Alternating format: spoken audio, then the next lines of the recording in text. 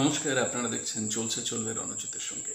নিত্য নতুন প্রতিবেদন পেতে চোখ রাখুন আমার এই চ্যানেলে। আমরা অন্য আরেকটি @রণজিৎ নামে চ্যানেল চালু করেছি। অনেকেই আপনারা সাবস্ক্রাইব করেছেন, এখনও যারা করেননি ওই চ্যানেলটিকেও আমাদের এই রাজনৈতিক প্রতিবেদনের সাথে এন্টারটেনমেন্ট বিভাগ চালু থাকে।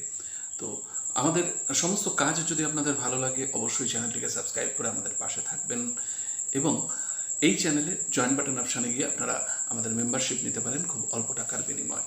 তাতে আমরা উৎসাহিত বোধ করব। আসি মূল প্রতিবেদনে।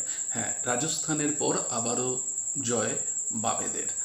বামেদের জয়। আপনারা জানেন যে দক্ষিণ ভারতে কিন্তু বামেদের এই শ্রমিকদের মধ্যে একটা একাধিপত্য রয়েছে। আমি দক্ষিণ ভারতে অনেকবার যাওয়ার সুবাদে দেখেছি তামিলনাড়ু, অন্ধ্রপ্রদেশ, এই সমস্ত জায়গায়। কেরালায় তো তারা ক্ষমতায় রয়েছে, সেখানে তো থাকার কথাই। কিন্তু তামিলনাড়ু, অন্ধ্রপ্রদেশ এখানেও কিন্তু বামেদের শ্রমিক সংগঠনের যথেষ্ট প্রভাব রয়েছে। আমরা বহু জায়গায় সেটা দেখেছি। তো এবারে জয়লাভ করলো সেখানকার সিটু।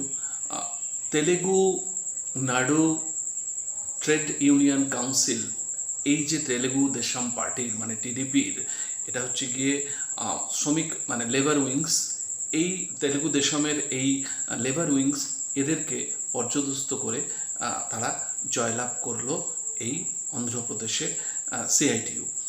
তো আমি কেন এই খবরগুলো আপনাদের সামনে তুলে ধরি? দেখুন, আমাদের পশ্চিমবাংলায় বামেদের অবস্থা এই মুহূর্তে শূন্য, কিন্তু পশ্চিমবাংলা গণ্ডি অতিক্রম করে কিন্তু বামেরা, আপনাদের রাজস্থানের খবরও বলেছি, এছাড়াও এই যে বিগত লোকসভা নির্বাচন সেখানে বামেদের কীরকম ফলাফল সারা দেশের নিরিখে, হয়তো পশ্চিমবাংলায় সেই অনুযায়ী কোনো রকম দাগ তারা কাটতে পারেনি, কিন্তু সারা দেশে কিন্তু বামেরা যথেষ্ট তাদের প্রভাব বিস্তার করছে প্রতিদিন। এবং এটার কারণ হচ্ছে গিয়ে তারা কিন্তু শ্রমিকদের সাথে, ক্ষেত মজুরদের সাথে লাগাতার লড়াই আন্দোলনে সাথ দিচ্ছে। তাদের দাবি দাওয়া আদায়ের জন্য যেভাবে রাস্তায় থেকে মাটি কামড়ে পড়ে রয়েছে তারা, প্রত্যেকটা স্টেটে যতটুকু তাদের ক্ষমতা আছে। কিছু কিছু জায়গায় আপনারা জানেন যে সেখানকার প্রধান দলের সাথে অ্যালায়েন্স করে তারা সরকারেও রয়েছে।